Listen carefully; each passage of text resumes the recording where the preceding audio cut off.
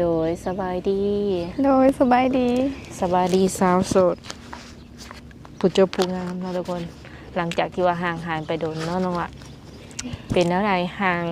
หลังจากที่ว่าห่างหายไปนี่ไปเห็นยังแน่ เหตุงานคือเก่า อืมที่เปิดใจไปนะแบบมีผู้บ่าวเขามาคุยอยู่บ่น้องละ บ่มีเลย บ่มีจักคนบ่ อืม เออเฟซก็เงียบไลน์ก็เงียบบ่ โดยบ่มีไผเสร็จเข้ามาเลย ที่จริงนี่คนแบบว่าคอมเมนต์ก็หลายเนาะได้เข้าไปอ่านอยู่บ่เลย โดยได้เข้าอ่านอยู่ คือหลายอยู่เนาะ โดย แบบว่าคนสนใจกับแบบอยากคุยอยากทำความรู้จักกับน้องเพิ่นค่อนข้างว่าหลาย อันนี้อยู่ในคอมเมนต์แต่ว่าความเป็นจริงแล้วบ่เห็นเนาะ แปลกใจอยู่บ่ โดยแปลกใจ โดย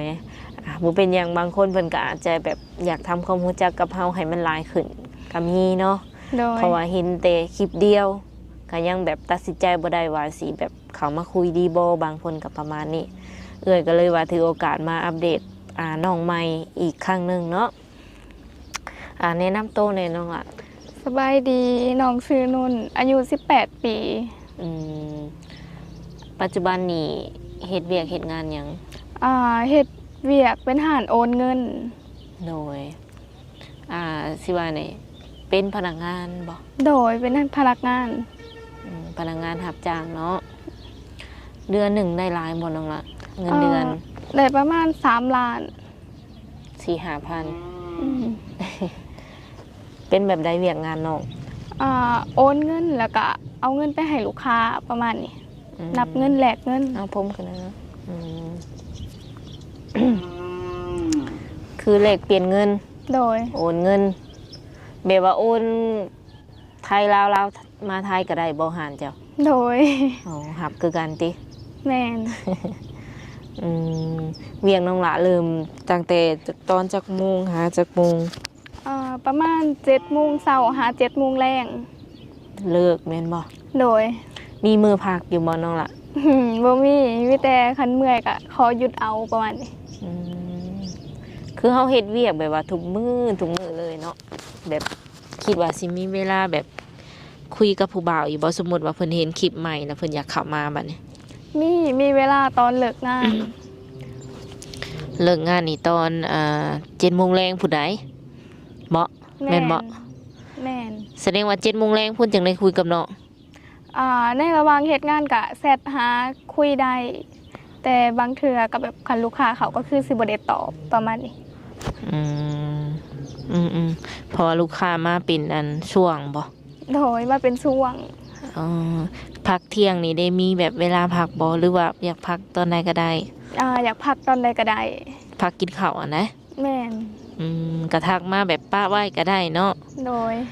คันว่าอยากโทรแบบเพิ่นอยากโทรกลางเวียนกลางเว้นนี่เพิ่นสามารถทักมาป้าไหว้เลยทักป้าไหว้เลยให้น้องโทรกลับอย่างซี่นะคิดว่าสิกล้าโทรอยู่บ่ ได้โทรได้ อืม เพิ่นบ่ให้คันสมมุติว่าลูกค้าบ่มีก็คือโทรได้แชทเล่นได้ โดย18 ปีนี่มีปลายอยู่บ่น้องละหรือว่าหาก็เต็ม18 หาก็เต็ม18 เออ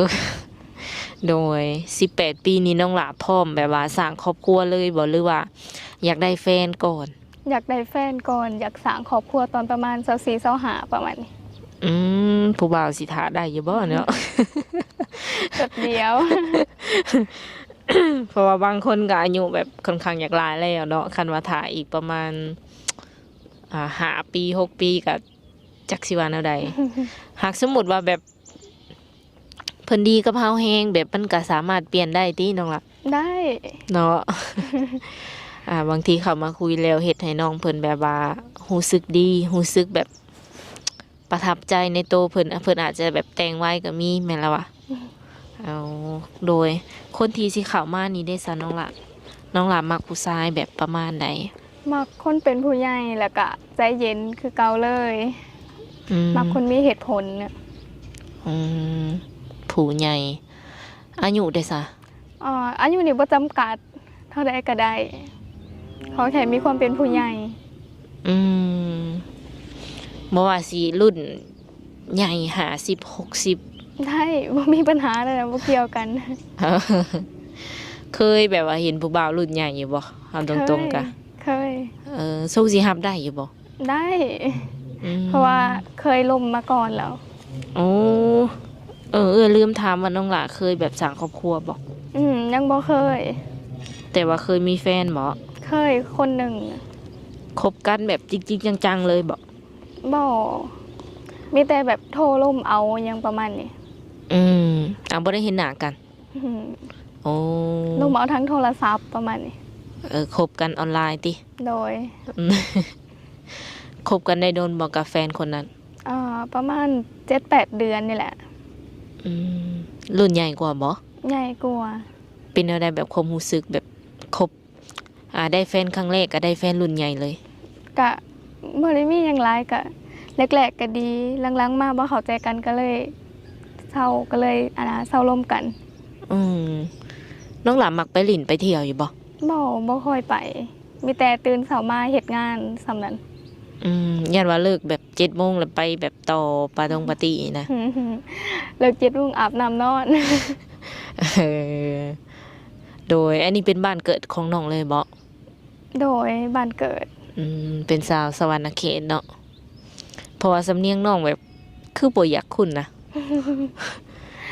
มัน ทางสวรรค์พุ่น แบบว่ามันม่วนแบบจากได้อย่างหนึ่งเนาะมันบ่ค่อยได้ยินแบบประมาณนี้สำเนียงเพิ่นนะสำเนียงมันแบบแปลกหูอะไรกัน แต่ว่าเป็นสาวลาวแบบธรรมดาบ่หรือว่าลาวผู้ไทยลาวเทิงลาวหยังจังซี่ เราธรรมดาเลย อ๋อ คือน้องมาเฮ็ดเวียกจังซี่แบบพ่อแม่ได้ซะ พ่อแม่อยู่บ้านเฮ็ดแบบเฮ็ดนาเฮ็ดมันประมาณนี้ อ๋อบ่ได้แบบมีเวียกอย่างอื่นเฮ็ดบ่น้องล่ะ บ่ หลักๆแม่นเฮ็ดอันไหนาตะกร้าแบบเป็นหลักเลย โดย คือเจ้าเองก็แบบได้เข้าโรงโรงเรียนอยู่บ่ก่อนที่สิมาเฮ็ดเวียก จบป .5 แล้วก็ออกเงินมาหาเงินช่วยพ่อแม่ประมาณนี้ คือเฮามาเฮ็ดเวียกนี่แบบก็สามารถแบบคิดไรนู่นนี่นั่นหรือว่าอ่านหยังได้ปกติบ่ ได้ปกติเลย เก่งเนาะเพราะว่าเพิ่นจบป .5 แม่นแล้ววะ โดย น้องตัดสินใจออกเองบ่หรือว่าแบบพ่อแม่เพิ่นก็อยากให้ออกแน่ ตัดสินใจออกเองเลย เพราะว่าอยากหาเงินซอยพ่อแม่ประมาณนี้ น้องหลามีอ้ายน้องบ่ มีน้อง2 คน อ้ายเด้เอ้ยเด้ อ้ายนี่บ่มีข่อยเป็นลูกแบบลูกคนกกเลย มีน้องสอง โดย โอ้ยิงหรือชายน้องละ มีทั้งยิงทั้งซ้าย เป็นเพิ่นเป็นลูกสาว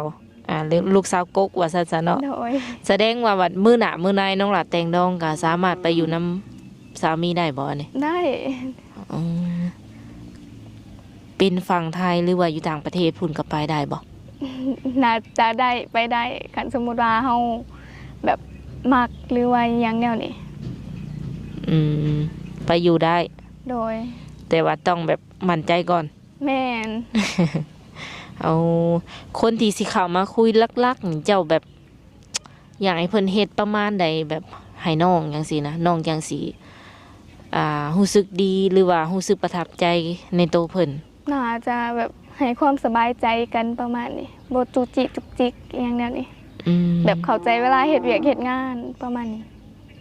ขอซ้ำนี้แหละ อยากให้ฮู้ว่าช่วงใดเฮ็ดเวียกช่วงใดพักประมาณนี้ แม่น รุ่นตัวเองนี่แม่นคุยได้คือกันบ่คันว่าเพิ่นแบบนิสัยเป็นผู้ใหญ่ก็ แม่นคุยได้จักปีก็คุยได้ขอแค่มีนิสัยเป็นผู้ใหญ่ประมาณนี้ บ่มักผู้ชายเจ้าจีจุกจิกเนาะน้องเพิ่นได้บอกไปเป็นทีมห้อยแล้วว่าซั่นซะสำหรับ FC คนใดที่ว่าสิจีบเพิ่นนี่ต้องแบบใจเย็นๆแม่นบ่ สำหรับเจ้าเองเป็นคนที่ว่าใจร้อนบ่หรือว่าใจเย็นน้องล่ะ เป็นคนใจเย็นมีเหตุผลได้ คนที่สิเข้ามานี่อยากได้ใจเย็นคือกันบ่หรือว่าใจร้อน จะใจเย็นบ่มักใจร้อนปานใด เป็นอะไรแบบเคยเจออยู่บ่แบบคนใจร้อน เคยเจอแต่ก็แบบเข้ากันบ่ได้อิหยังประมาณนี้สุดท้ายก็เศร้าร่วมกันคือเก่า โดย เป็นคนใจเย็นเพิ่นว่าเนาะคันผู้ชายที่สิเข้ามาคุยนี่เพิ่นเป็นแบบพอห้างพอหมายมีลูกติดเด้น้องล่ะคิดว่าแนวใด รับได้ทุกอย่างเลย อืม เพราะว่ามันบ่ได้เกี่ยวหยังกันเลย อืมเพิ่นบ่รอกะรับได้คือกันบ่ รับได้เขาแค่แบบมีแบบความเป็นผู้ใหญ่หยังประมาณนี้ คุยแล้วสบายใจประมาณนี้ แบบเวียกงานเพิ่นนี่ได้สำคัญบ่สำหรับเจ้า บ่สำคัญเขาแค่มีเวียกมีการมีงานเฮ็ดสำนี้ก็พอแหละ โดยเอาคนที่ว่าแบบดูแลน้องได้ประมาณนี้เนาะหรือว่าจักสิว่าในเพิ่นเว้าแนวใดก็ได้ว่าซั่นเนาะฮักเน้นที่ว่าแบบ เอาคนที่ว่าดูแลเฮาได้ซะเนาะคันว่าหรือว่าบ่มีเวียกมีงานเฮ็ดก็แบบมักอยู่บ่เลย บ่ค่อยปานใดตัวนี้ ตื่นมากินแล้วนอนคือเขาเว้าอะนะ บ่มักตัวนี้ ตัวนี้เขาผ่านก่อนเลย โดยคันที่นี่คันว่าเพิ่นอยากมาเห็นน้องนี่ซะอยากเห็นตัวจริงเจ้าอย่างสิอยากเห็นตัวเป็น สามารถให้เอ่ยพามาหาได้เลย เพราะว่าแต่ว่าต้องเสร็จบอกก่อนหยังประมาณนี้น้องสิหามือว่าง ๆพาไปเป็นลูกค้าอยู่ห้านก็บ่ได้บ่ ได้พร้อมตัวว่าเป็นลูกค้าได้ เออ เพิ่นอาจจะบ่ฮู้เลยคันว่าแบบเอื้อยพาไปโดยที่บ่บอกแม่นบ่ แม่น เพราะว่าลูกค้านี่ส่วนหลายแบบมีผู้ชายบ่หรือว่าแบบมีทั้งหญิงทั้งชาย มีทั้งหญิงทั้งชายมีหลายแห้งแบบนั้นนี่ ส่วนหลายแบบบ่ได้มีผู้บ่าวมาจีบบ่เวลาเฮาแบบเฮ็ดเวียกเฮ็ดงานนะ บ่มี เออคุยกันเรื่องเวียกอย่างเดียว แม่น เออผู้บ่าวแถวบ้านนี่ก็บ่ได้มาจีบน้องเลยบ่ บ่มี ฟ้าเป็นแบบโสดแบบเป็นตาเหงาเนาะ แม่น เหงาแห้งคือมื้อนี้ เหงาเลยเพราะว่าสิว่าในเฮ็ดเวียกคำมานอนเฮ็ดเวียกคำมานอนมันก็เวียนไปเวียนไปเวียนมาในจุดเดิมเนาะ แม่น บ่คิดอยากออกไปแบบว่าสร้างสรรค์แบบเปิดหูเปิดตาบ่ ตอนนี้ขอเฮ็ดเวียกก่อนขอมีเงินก่อน โอ้เคยไปฝั่งไทยอยู่บ่น้องรักอะ เคยไปเทื่อหนึง ไปเฮ็ดงานนี่บ่ บ่ไปหาเล่นแบบนครพนมอิหยังประมาณนี้ โอ้ไป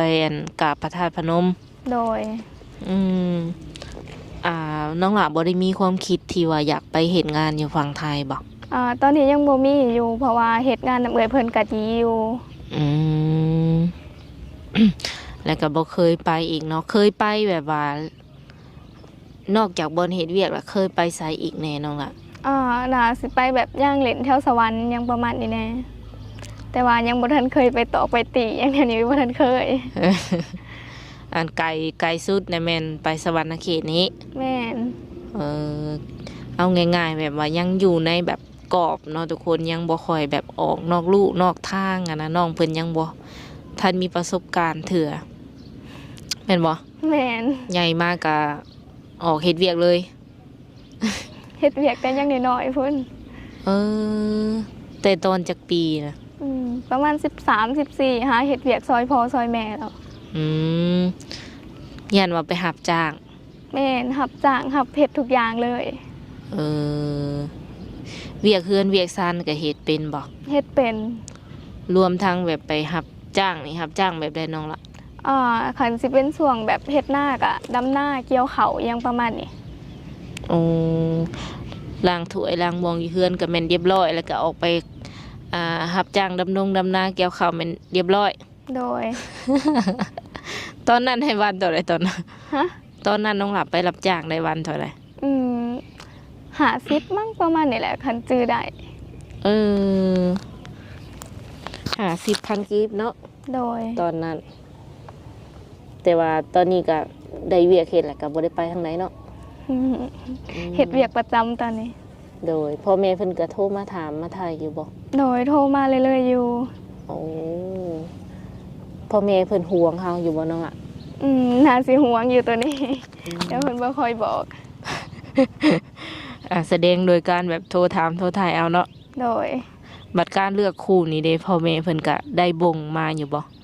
ว่า ขอแค่ แบบคันเฮาฮักไผเพิ่นก็น่าสิฮักนํประมาณนี้เพิ่นบ่ได้บงการมาว่าต้องเป็นแนวนี้แนวนี้ อ๋อเคยแบบปรึกษาเพิ่นแล้วบ่ว่าแบบเรื่องคู่เรื่องคิงเฮาหั่นนะ ยังบ่เคยจักเทื่อตัวนี้ หากเฮาเปิดใจแบบว่าหาแฟนแบบนี้นะเพิ่นฮู้บ่ โดยฮู้ เออคือการเลือกคู่นี้คันว่าน้องมักแล้วนี่แม่นผ่านบ่ได้บ่ เขาแค่เฮามั่นใจเพิ่นก็น่าสิมั่นใจนํเฮาตัวนี้ เอาง่ายๆคือตอนนี้น้องเพิ่นยังบ่ทันถามพ่อกับแม่เทื่อเนาะแต่ก็คิดไปก่อนแม่นบ่ว่าน้องมักและพ่อแม่ทรงสิมักนำ แม่น ไทยบ้านไทยเมืองเปิดสิรับได้อยู่บ่สมมุติว่าเฮามีผัวอายุหลาย หรือว่ามีแฟนอายุหลายห่างกันหั่นนะ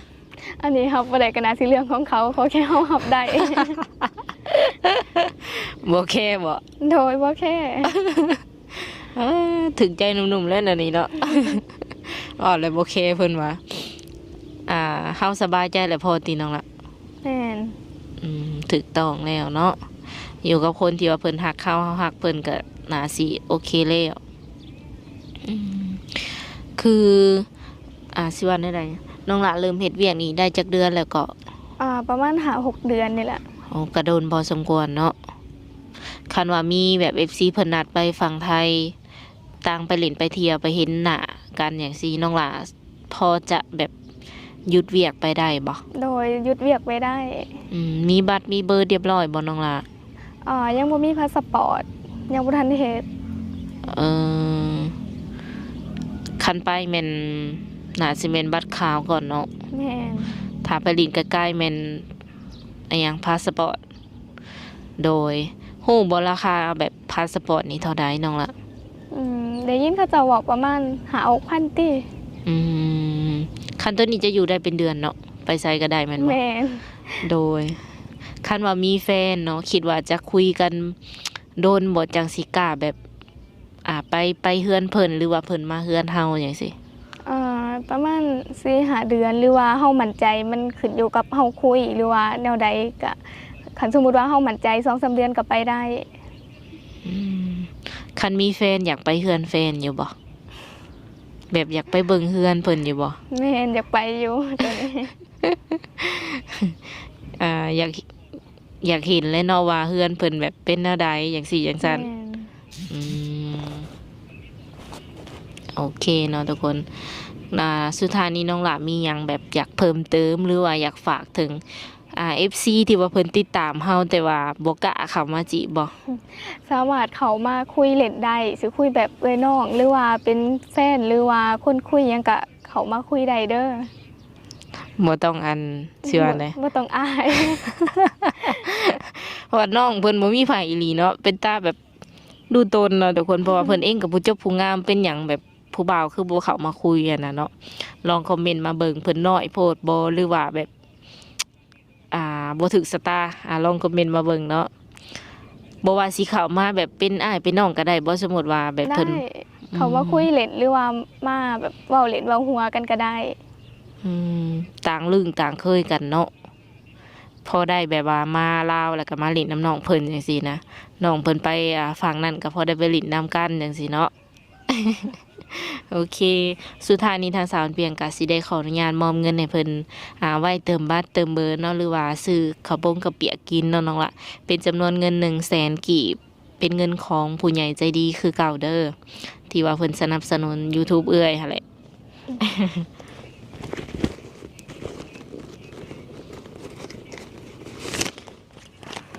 มื้อนี้ก็มาถ่ายอยู่สิว่าไดอยู่บอนแบบเงียบๆเนาะน้องหลานเนาะ โอเค ขอบใจผู้ใหญ่ใจดีเด้อ โดย